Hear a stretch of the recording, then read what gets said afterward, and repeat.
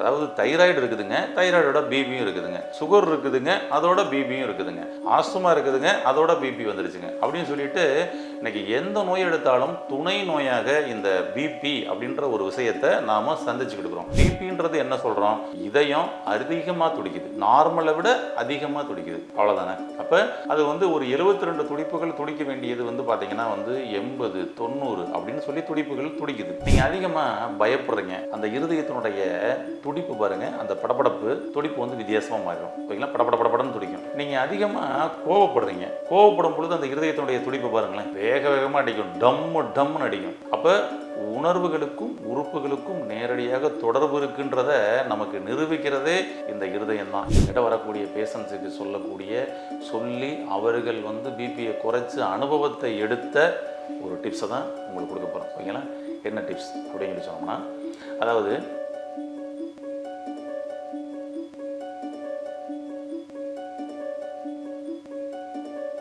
Health கவே channel viewers அனைவருக்கும் வணக்கம். இன்னைக்கு பிபி இரத்த அழுத்தம் அப்படின்றது ஏதாவது ஒரு நோய் இருந்துச்சுன்னா இது ஒரு துணை நோயாக இன்னைக்கு வந்து சேர்ந்துருச்சு. இந்த நோய் ஏன் வந்துச்சு அப்படின்னு சொல்லிட்டு ஒரு பெரிய ரிசர்ச்சே இன்னைக்கு பண்ணக்கூடிய ஒரு சூழல் இருக்குது. அதாவது தைராய்டு இருக்குதுங்க, தைராய்டோட பிபியும் இருக்குதுங்க, சுகர் இருக்குதுங்க, அதோட பிபியும் இருக்குதுங்க, ஆஸ்துமா இருக்குதுங்க, அதோட பிபி வந்துருச்சுங்க அப்படின்னு சொல்லிட்டு இன்னைக்கு எந்த நோய் எடுத்தாலும் துணை நோயாக இந்த பிபி அப்படின்ற ஒரு விஷயத்தை நாம சந்திச்சுக்கிட்டு இருக்கிறோம். இந்த பிபியை எப்படி எளிமையாக கட்டுப்படுத்தலாம், அதுக்கு ஏதாவது எளிமையான சோர்ஸ் இருக்குதா?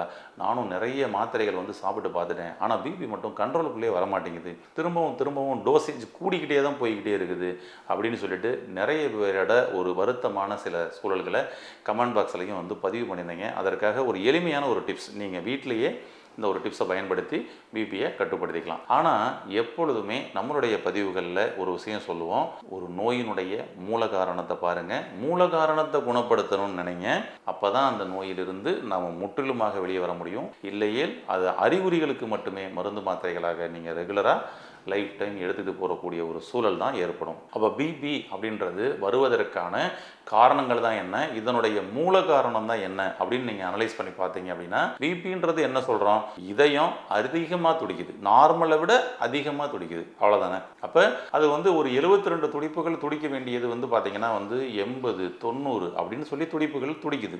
120/80 அப்படின்றது சிஸ்டாலிக்கும் டயஸ்டாலிக்கும் இருக்கணும் அப்படின்னு சொல்லி சொன்னோம்னா, அந்த 120/80ன்றது ரொம்பவும் அதிகமாயிட்டே இருக்குது. அப்போ இந்த 120/80லிருந்து 180 200 அப்படின்லாம் போகுது. இதை எப்படி நம்ம வந்து கண்ட்ரோல் பண்ணுறது தான் விஷயம்.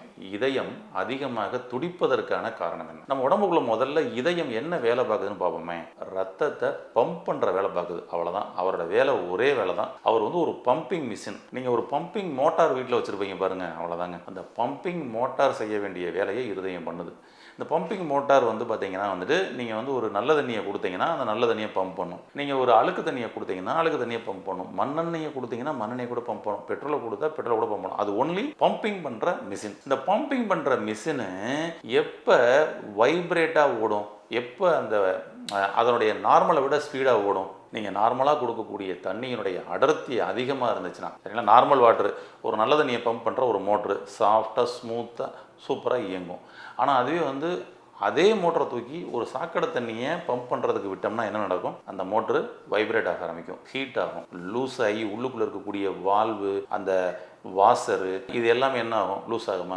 சேம். நீங்கள் இருதயம் அப்படின்னா பயந்துருவீங்க, அதுக்குள்ளே உள்ள சயின்ஸை சொன்னால் பயந்துருவீங்கன்றதுக்காக தான் உங்களுக்கு சிஸ்டாலிக்கு டயஸ்டாலிக்குலாம் வந்துட்டு அந்த சயின்ஸ்குள்ளே போகாமல் ஈஸியாக புரியுறதுக்காக தான் இந்த உதாரணத்தை உங்களுக்கு சொல்கிறேன். இந்த மோட்டார் எப்படி செயல்படுதோ அது போல தான் நமது இருதயம் செயல்படுகிறது, அவ்வளோதான். மோட்டார்களுக்கு உணர்வுகள் மட்டும்தான் இல்லை, நம் உடம்பில் உள்ள உறுப்புகளுக்கு உணர்வுகளும் சம்பந்தப்பட்டு செயல்படுது, அவ்வளோதான். அதனால தான் வந்து உணர்வுகள் உங்களுக்கு செயல்படும் பொழுது ஒரு அதிகப்படியான ஒரு உணர்வுக்குள்ளே நீங்கள் போகும் பொழுது இருதயத்தினுடைய துடிப்பு ரேசியோ மாறுது, கரெக்டுங்களா? நீங்கள் அதிகமாக பயப்படுறீங்க, அந்த இருதயத்தினுடைய துடிப்பு பாருங்கள், அந்த படபடப்பு துடிப்பு வந்து வித்தியாசமாக மாறிடும், ஓகேங்களா? படபடன்னு துடிக்கும். நீங்கள் அதிகமாக கோவப்படுறீங்க, கோவப்படும் பொழுது அந்த இருதயத்தினுடைய துடிப்பு பாருங்களேன், வேக வேகமாக அடிக்கும், டம்முன்னு அடிக்கும். அப்போ உணர்வுகளுக்கும் உறுப்புகளுக்கும் நேரடியாக தொடர்பு இருக்குன்றத நமக்கு நிரூபிக்கிறதே இந்த இருதயம் தான். ஏதோ இருதயத்துக்கும் உணர்வுகளுக்கு மட்டும்தான் தொடர்பு இருக்குன்னு நினச்சிக்கிறாதீங்க.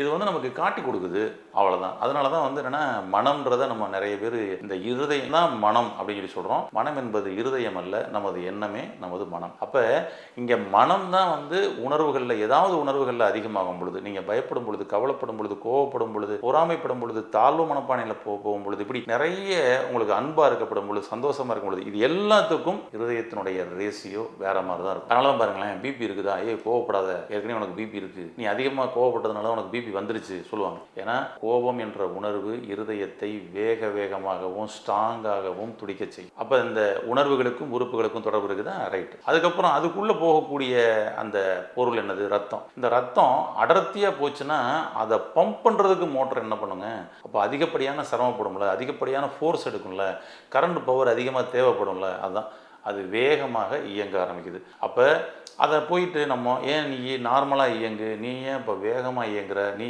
ஏன் அதிகமாக துடிக்கிறன்னு சொல்லிட்டு அதை ஆஃப் பண்ண முயற்சி செய்கிறோம். நம்ம ரத்தத்தையும் சுத்தப்படுத்தி நார்மல் பண்ணுறதில்லை, உணர்வுகளையும் கட்டுப்படுத்தி நார்மல் பண்ணுறதில்லை. இதுதான் அடிப்படையான மூல காரணம். அப்போ உங்களுக்கு பிபி இருக்குது அப்படின்னா ஃபஸ்ட்டு உங்களுடைய ரத்தத்தை சுத்தம் செய்யுங்க. ஒரு பின் எடுத்து குத்தி உங்களுடைய ரத்தத்தோட கலரை பாருங்கள். வேறு ஒன்றும் ரத்தத்தில் பெரிய டெஸ்ட்லாம் எடுக்க வேணாம். ஏன்னா நிறைய பேருக்கு நம்ம சிகிச்சை மையத்துக்கு வரக்கூடிய பேஷண்ட் சொல்லுவோம், உங்களுடைய பிளட்டில் வந்து டாக்ஸின்ஸ் இருக்குது அப்படின்னு. இல்லை சார், நான் பிளட் டெஸ்ட்டு ஃபுல்லாக எடுத்து பார்த்துட்டேன் சார், ஒன்றுமே ப்ராப்ளம் இல்லை, எல்லாமே நார்மல்னு வந்துருச்சு. பிளட்டில் இருக்கக்கூடிய டாக்ஸின்ஸ் பிளட் ரிப்போர்ட்டில் எப்படி காமிக்கும், புரியுதுங்களா? காமிக்காது. ரத்தத்தில் இருக்கக்கூடிய கழிவுகள், ரத்தத்தை அடர்த்தியாக்கி இருக்கிற விஷயம் அங்கே வந்து பிளட்டில் காமிக்காது, பிளட் ரிப்போர்ட்டில் காமிக்காது. அப்போ இந்த ரத்தத்தோட அடர்த்தி அதிகமாக இருக்குதுன்னா, அதனால பம்ப் பண்ணுறது உங்களுக்கு வந்து சிரமப்படுதுன்னா, ரத்தத்தோட அடர்த்தியை நம்ம குறைக்கணும். இதை நம்ம தெரிஞ்சுக்கிறதுக்கு நீங்கள் ஈஸியாக உங்களுடைய கையில் ஒரு சொட்டு ரத்தம், இன்றைக்கி சுகர் பார்க்குறவங்க நிறைய பேர் டெய்லி வந்து குத்தி எடுக்கிறாங்க இல்லையா, ஒரு சொட்டு ரத்தம் எடுத்து பாருங்கள். உங்களுடைய ரத்தம் பிரைட் ரெட்டில் இருக்கணும். உடம்புல எங்கே வேணாலும் குத்தி எடுத்து பார்க்கலாம், உங்களுடைய ரத்தம் பிரைட் ரெட்டில் இருக்கணும். அப்படியே ஏன்னா லைட்டு போட்ட மாதிரி இருக்கணும் அந்த ரெட்டு. ஆனால் உங்களுக்கு டார்க் ரெட்டாக இருக்குது, கரும் சிவப்பாக இருக்குது, கருப்பு கலரில் இருக்கிற மாதிரி இருக்கும் ரத்தம், கரும் சிவப்புன்னா இவ்வளோ டார்க்காக இருக்குது அப்படின்னா கழிவுகள் சேர்ந்துருக்குன்னு அர்த்தம். உங்களுடைய ரத்தத்தில் அதிகப்படியான கழிவுகள் அங்கே வந்து சேர்ந்துருக்கு, ரொம்பவும் கரும் சிவப்பாக இருக்குன்னு சொல்லிட்டு. அப்போ உங்களுடைய ரத்தத்தை சுத்தப்படுத்துறது மேலே நீங்கள் முதல்ல கவனம் செலுத்துங்க. அப்போ தான் நீங்கள் பிபியை கண்ட்ரோலில் எப்போவுமே வச்சுக்க முடியும். நீங்கள் பிபி மாத்திரை மேலே ரிசர்ச் போகிறீங்க, நான் அந்த மாத்திரை சாப்பிட்டேன் சரியாகலை, அந்த மாத்திரையை சாப்பிட்டு பார்க்கலான்னு நினைக்கிறேன் அப்படின்னு சொல்லி பிபி மாத்திரைகளையும் மருத்துவர்களையும் மருத்துவமனைகளையும் மாற்றிக்கிட்டே இருந்தால் பிபி கட்டுக்குள் வராது. உங்களுடைய ரத்தத்தை சுத்தம் செய்தால் பிபி கட்டுக்குள்ளே வரும். அதே போல் உங்களுடைய உணர்வுகளுக்கும் உள்ளுறுப்புகளுக்கும் தொடர்பு இருக்குன்னு சொல்லி சொன்னோம்ல, உங்கள் உணர்வுகளை கட்டுப்படுத்துங்க. எப்போவுமே நல்ல ஹாப்பியாக இருங்க. உங்களுக்கு எது நடந்தாலும் நீங்கள் அந்த உணர்வுகளுக்குள்ளே மாட்டிக்கிறாதீங்க. கவலையிலையோ, பயத்திலையோ, பொறாமையிலையோ, கோபத்திலையோ, எரிச்சல்லையோ, டென்ஷன்லையோ மாட்டிக்கிறாதீங்க. கூலாக எடுத்துக்கங்க. நம்மை சுற்றிலும் நடந்த அனைத்து பிரச்சனைகளுக்கும் காரணம் நாமே என்ற மனநிலைக்குள்ளே வந்துட்டீங்க அப்படின்னா உங்களுக்கு கோபமோ எரிச்சலோ வருவதற்கு வாய்ப்பு இல்லை. நாம் என்ன பண்ணிக்கிட்டு இருக்கோம்னா, நமக்கு என்ன நடந்தாலும் எதிர்த்தாப்பில் இருக்கிறவன் தான் பிரச்சனை, சரிங்களா, நம்ம சொந்தக்காரன் தான் பிரச்சனை, பக்கத்து வீட்டுக்காரன் தான் பிரச்சனை, கூட வேலை பார்க்குறவன் தான் பிரச்சனைன்னு சொல்லிட்டு அடுத்தவர்கள் மீது பழியை போட்டு நம்ம கூலாகலாம்னு நினைக்கிறோம். அப்போ தான் நமக்கு டென்ஷனு எல்லாமே ஏறுது. ஆனால் நான் அப்படின்னா, இப்போ நீங்கள் நடந்து போகிறப்ப ஒரு மம்பானையை நீங்களே தட்டி விட்டுட்டீங்க, என்ன பண்ணுவீங்க, அச்சோ அப்படின்னு சொல்லிட்டு உடனே திரும்ப கூலாயிருவீங்க, சரி கவனிக்காம வந்துட்டோமேன்னு சொல்லி. ஆனால் அதே வேறவங்க தட்டி விட்டான்னு வச்சுக்கோங்க, அந்த மம்பானை எப்படி இருக்கும், பயங்கரமாக டென்ஷன் கோபம் ஏறும். அது மாதிரி தான் நமக்கு நடந்த தவறுகளும் நம்மை சுற்றி நடந்த தவறுகளுக்கும் காரணகர்த்தா நாமே அப்படின்ற ஏற்றுக்கொள்ளக்கூடிய மனப்பான்மைக்குள்ளே வந்துட்டோம்னா கோபம் எரிச்சல் டென்ஷன் எல்லாமே வெளியே போயிடும். உங்களுடைய பிபி நார்மலாகிடும். அதை அனுபவிக்கணும், அதை ஒப்புக்கொள்ளணும், ஓகேங்களா, ஒப்புக்கொள்ளணும், ஏற்றுக்கொள்ளணும், நான் தான் அப்படின்னு சொல்லி ஏற்றுக்கணும். அதை அப்படி ஏற்றுக்கிட்டோம்னா கிளியர். அனுபவித்தல், ஒப்புக்கொள்ளுதல், ஏற்றுக்கொள்ளுதல், அடுத்தது நான் என்ன செய்யணும், ஓகே ரைட்டு அப்படின்னு சொல்லிட்டு நீங்கள் அந்த மனநிலைக்குள்ளே போகும்பொழுது என்ன நடக்கும் அப்படின்னோம்னா, உங்களுடைய பிபி மட்டும் இல்லை, எல்லா நோய்களும் அப்படியே காமாக கூலாக மாறும். ஏன்னா உணர்வுகளுக்கும் உள்ளுறுப்புகளுக்கும் தொடர்பு இருக்குது, உங்களுடைய செல்களுக்கும் தொடர்பு, அதெல்லாம் சூப்பராக செயல்பட ஆரம்பிக்கும். மாற்றி பாருங்கள், உங்களுடைய எண்ணங்களை மாற்றுங்கள், உங்களுடைய பிபி வந்து கண்ட்ரோல் ஆயிரும். ரொம்ப சிம்பிளான ஒரு விஷயம். சரிங்க, என்ன தான் இருந்தாலும் எப்படி சுற்றி வந்தாலும் கடைசியில் ஏதாவது ஒரு டிப்ஸ் கொடுங்க அப்படின்றது தான் எல்லாருடைய கேள்வியாகவும் இருக்கும். ஆமாம், அப்போ வீட்டில் நீங்கள் வந்து ஏதாவது ஒரு டிப்ஸையும் பயன்படுத்தி உங்களுடைய பிபியை கண்ட்ரோல் பண்ணணும்னா எங்கிட்ட வரக்கூடிய பேஷண்ட்ஸுக்கு சொல்லி அவர்கள் வந்து பிபியை குறைச்சி அனுபவத்தை எடுத்த ஒரு டிப்ஸை தான் உங்களுக்கு கொடுக்க போகிறோம். ஓகேங்களா, என்ன டிப்ஸ் அப்படின்னு சொல்லி சொன்னோம்னா, அதாவது ஜீரகம் ஒரு 5 கிராம் எடுத்துக்கங்க. சோம்பு ஒரு 5 கிராம் எடுத்துக்கங்க. ஓமம் ஒரு 5 கிராம் எடுத்துங்க. இந்த 3 போதுங்க. இந்த 5 கிராம் எடுத்த இந்த 3ஐயும் லேசாக அப்படியே இளம் வறுவலாக கொஞ்சம் வறுத்துருங்க, ஃப்ரை பண்ணிடுங்க. ஃப்ரை பண்ணிவிட்டு இப்போ இதை ஒரு நல்ல ஒரு 2 லிட்டர் தண்ணியில், வேணா 2 லிட்டர் தண்ணியில் அப்படியே நல்லா காய்ச்சுங்க. நல்லா காய்ச்சுங்க. இதோட எசன்ஸ் ஃபுல்லாக நல்லா இறங்கட்டும். இறங்கின உடனே அதுக்கப்புறம் இறக்கி வச்சுட்டு இதை நீங்கள் திரும்ப வடிகட்டி வச்சுக்கலாம். இது எல்லாம் அது உள்ளே இருக்கலாம், தப்பு இல்லை. ஆனால் வடிகட்டி எடுத்துட்டு இந்த தண்ணியை மட்டும் நீங்கள் எப்போல்லாம் உங்களுக்கு தண்ணி குடிக்கணும்னு தோணுதோ அந்த சமயத்தில் எல்லாம் இந்த தண்ணியை மட்டும் குடிச்சிக்கிட்டே வாங்க, ஒரு நாள் முழுவதுமே. இப்படி ஒவ்வொரு நாளும் காலையிலேயே இதை ப்ரிப்பேர் பண்ணி ஒரு 2 லிட்டர் வாட்டர் கேனில் ஊற்றி வச்சுக்கோங்க. தினம்தோறும் குடிச்சிக்கிட்டே வாங்க. உங்களுடைய பிபியும் டெய்லி செக் பண்ணிட்டே வாங்க. இல்லை டெய்லி செக் பண்ணி கூட வேணாம், நீங்கள் வந்து ஒரு 3 டேஸ் ஒன்ஸ் செக் பண்ணுங்களேன், பெட்டராக இருக்கும். ஆமாம், ஏன்னா டெய்லி செக் பண்ணி அதுவும் பார்த்தீங்கன்னா உங்களுடைய மனநிலைக்குள்ளே ஐயோ இன்னும் கூட இருக்கா, இன்னும் இப்போ தான் குறையுதா, கொஞ்சம் பாயிண்ட் தான் குறைஞ்சிருக்கான்னு சொல்லிட்டு அந்த பயமே உங்களுடைய பிபி இன்னும் அதிகமாகும். ஓகேங்களா? எப்போவுமே அதனால் வந்து எடை பார்க்குறது, வெயிட் பார்க்குறதும் சரி, பிபி பார்க்குறதும் சரி, டெய்லி செக் பண்ணவே கூடாதுங்க. அதனால் வந்து கொஞ்சம் கேப் பிடிச்சி ஒரு 3 டேஸ் ஒன் செக் பண்ணிட்டே வாங்க. ஃபஸ்ட்டு 3 டேஸ்லேயே அருமையான மாற்றம் வரும். ஒரு 10 டேஸில் என்ன மாற்றம் நடக்குதுன்னு பாருங்கள். ஒரு 21 டேஸில் என்ன மாற்றம் நடக்குதுன்னு பாருங்கள். ஒரு மண்டலத்தில் என்ன மாற்றம் நடக்குதுன்னு பாருங்கள். அருமையாக உங்களுடைய பிபி அப்படியே படிப்படியாக குறைஞ்சிக்கிட்டே வருங்க.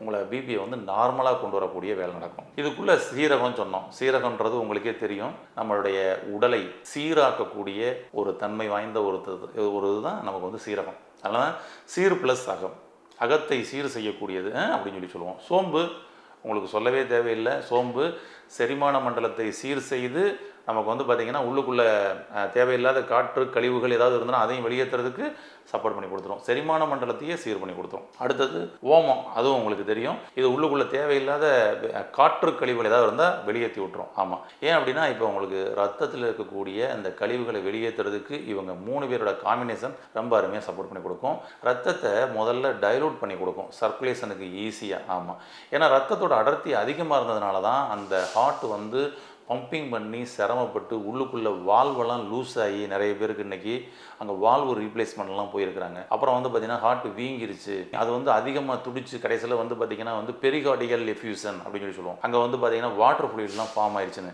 இதுக்கு காரணம் இருதயம் பிரச்சனையே இல்லைங்க, உங்கள் ரத்தம் தான் பிரச்சனை. ரத்தத்தை சுத்தப்படுத்துங்க, ரத்தத்தை தின்னா வச்சுக்கோங்க, சர்க்குலேஷனை ஸ்மூத்தாக ஓட விடுங்க. அதற்கு இந்த ஒரு அற்புதமான ஒரு தண்ணீர் தான் இந்த தண்ணீர், மூலிகை தண்ணீர் அப்படி வச்சுக்கோங்களேன். இந்த மூலிகை தண்ணீரை மட்டும் தினம்தோறும் காலையில் தயார் பண்ணி தினம்தோறும் அந்த 2 லிட்டரை நீங்கள் அப்படியே டெய்லி எடுத்துக்கிட்டே வாங்க. உங்களுடைய பிபியை எப்பொழுதும் கட்டுக்குள்ள வச்சுக்கலாம். இப்படி இந்த அருமையான இந்த மூலிகை தண்ணீரை குடித்து நீங்கள் எந்த நோய்கள் இருந்தாலும் இந்த தண்ணீர்கள் குடிச்சிக்கலாம். இதில் வந்து எந்த தப்புமே கிடையாது.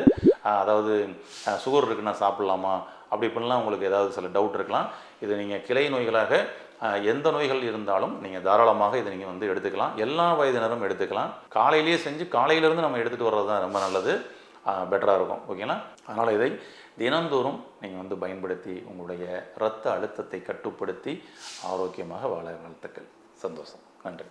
இந்த வீடியோ உங்களுக்கு பிடிச்சிருந்தா லைக் பண்ணுங்க, ஷேர் பண்ணுங்க, கமெண்ட் பண்ணுங்க. மறக்காம ஹெல்த் கஃபே தமிழ் சேனலை சப்ஸ்கிரைப் பண்ணிட்டு பெல் பட்டனை கிளிக் பண்ணிடுங்க.